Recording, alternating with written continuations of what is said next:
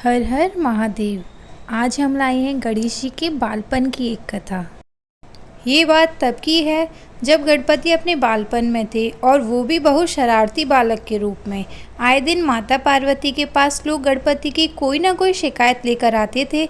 ऐसे ही एक बार गणेश अपने मित्र मुनिपुत्रों के साथ जंगल में खेल रहे थे।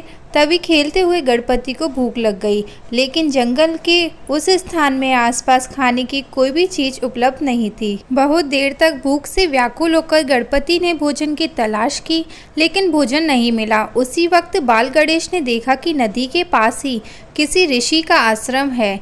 गणेश खुश होकर अपने सभी मित्रों के साथ उस आश्रम में पहुँचे।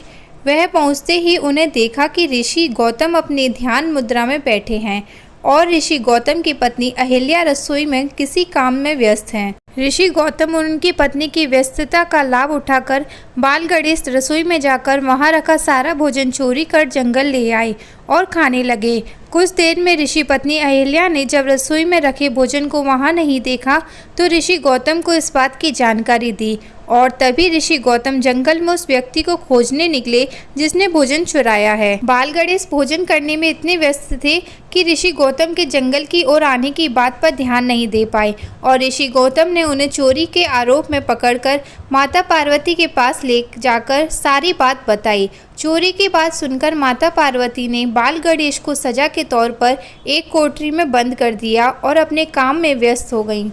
लेकिन काम करते करते माता पार्वती को एहसास हुआ कि गणपति उनकी गोद में है और जैसे ही उन्होंने देखा तो गणपति वहाँ नहीं थे। इस भ्रम में ध्यान हटाकर माता पार्वती फिर से काम में लग गईं, लेकिन कुछ देर में उन्हें फिर एहसास हुआ कि गणपति उनके पीछे खड़े हैं। लेकिन जैसे ही वह पीछे मुड़कर देखना चाहा तो वहाँ कोई नहीं था।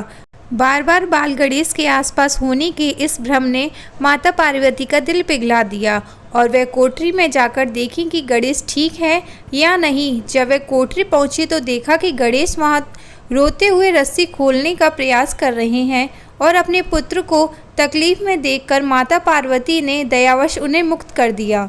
हर हर महादेव।